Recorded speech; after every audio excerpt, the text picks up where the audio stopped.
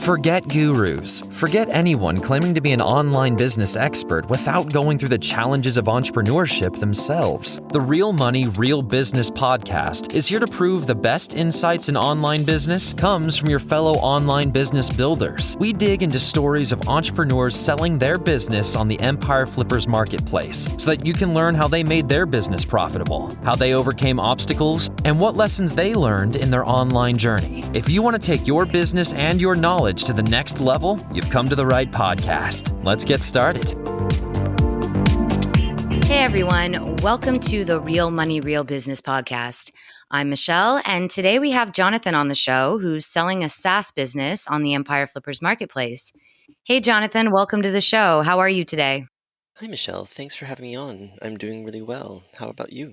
I'm doing great. Thanks for making the time to come on today. I'm looking forward to learning more about your business.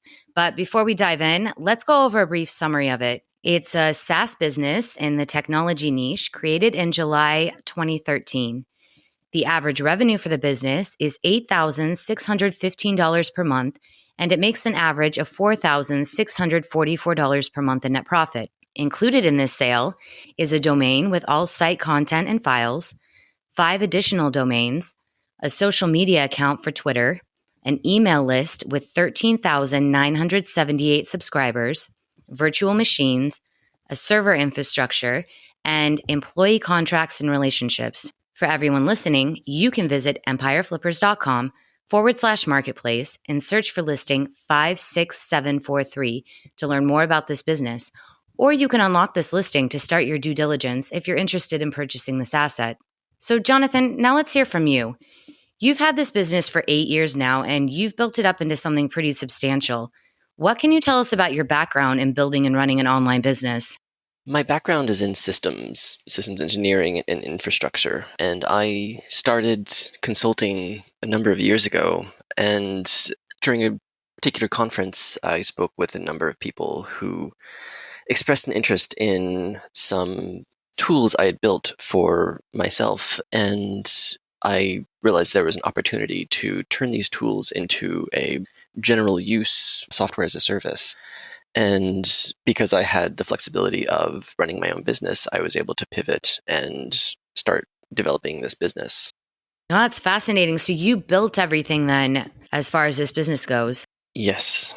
All the technical stuff is stuff from my background and things that I've learned from speaking with other experts in the field. And so you have a SaaS business. Can you tell us, how does your business primarily make money? Is it annual subscriptions or monthly? We have a mix of both monthly and annual subscriptions. Is there one that does better than the other typically? Not particularly. They're about on par in terms of revenue. Obviously the yearly subscriptions are at a slight discount, but in terms of revenue, they're about the same. And so now you have this business, you've made it really successful, and now you've decided to exit. So is there anything in particular that's motivating you to exit right now? I've been doing this for 8 years, and I've recently had some family circumstances that have come up. And between the two, I have decided that now is the right time for me to exit this business. Yeah, that makes sense. So are you planning to get back into the online business space at any time in the future?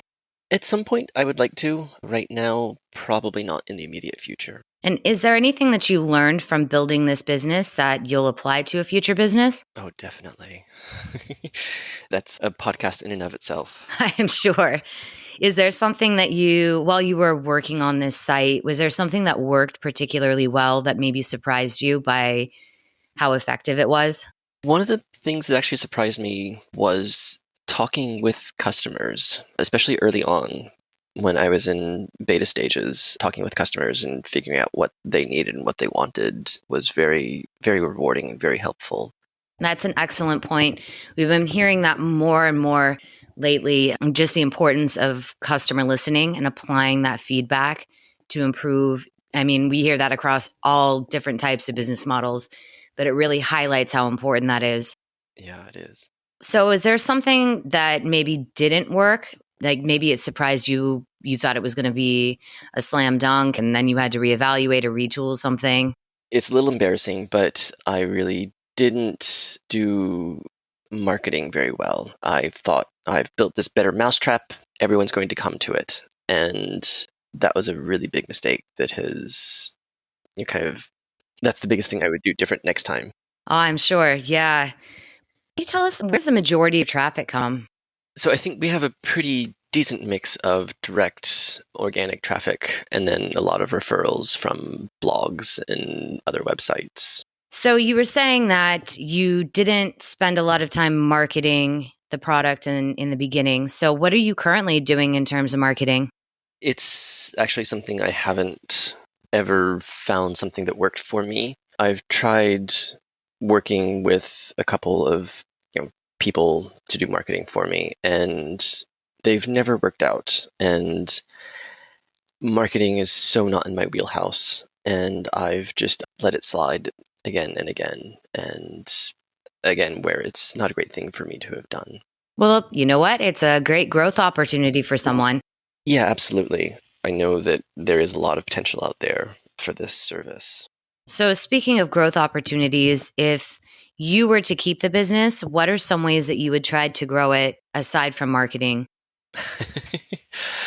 I would have to hire someone either, as a contractor or as an employee to handle the marketing and growth.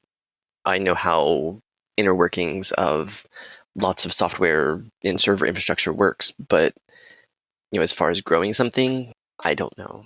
And what do you see as the major opportunities for growth with your business? This service is in an industry or an area of the internet that has massive growth happening right now and is only going to continue to grow. So the potential for new customers is really quite large, despite, my not doing any marketing. We've continued to get new customers year on year. And is there any room for growth as far as maybe doing upgrades to your product or offering additional services? Yes, the sphere that it's in is constantly changing, and there are some opportunities for making the product kind of a little more in line with some of the changes that have happened recently. That said, it's the kind of the underpinnings of it haven't changed. So having some updates to the plugin would certainly help kind of bring it into line with these recent changes to the infrastructure. And I know right now, you've got a lot going on, you're busy, but could you describe for us the amount and type of work that you do on your business for maintenance? Yeah, for the most part, the work I tend to do is maintenance based for basically new tickets that come in that we see patterns that might be occurring. And I can make small changes either to the infrastructure or to the plugin to kind of fix these problems for everyone else. And some of those patches take a little bit more time to do, if I remember correctly.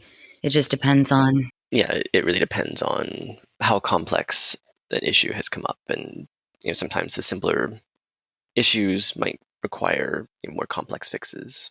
And in theory, that could be outsourced to someone. Absolutely. So, speaking of that, I mean, what skills or requirements do you think that there are for someone who is unfamiliar with the niche or even the SaaS business model? So the niche, I would say that you need to have someone who is familiar with the ecosystem.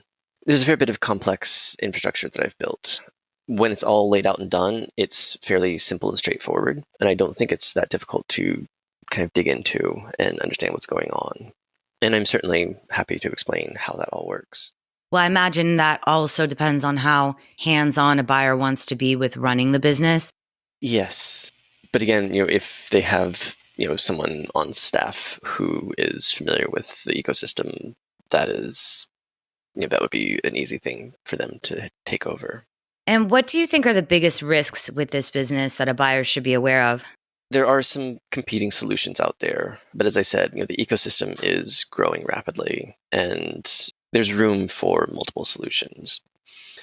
The ecosystem is also continuing to evolve, and so kind of keeping on top of those trends will be important.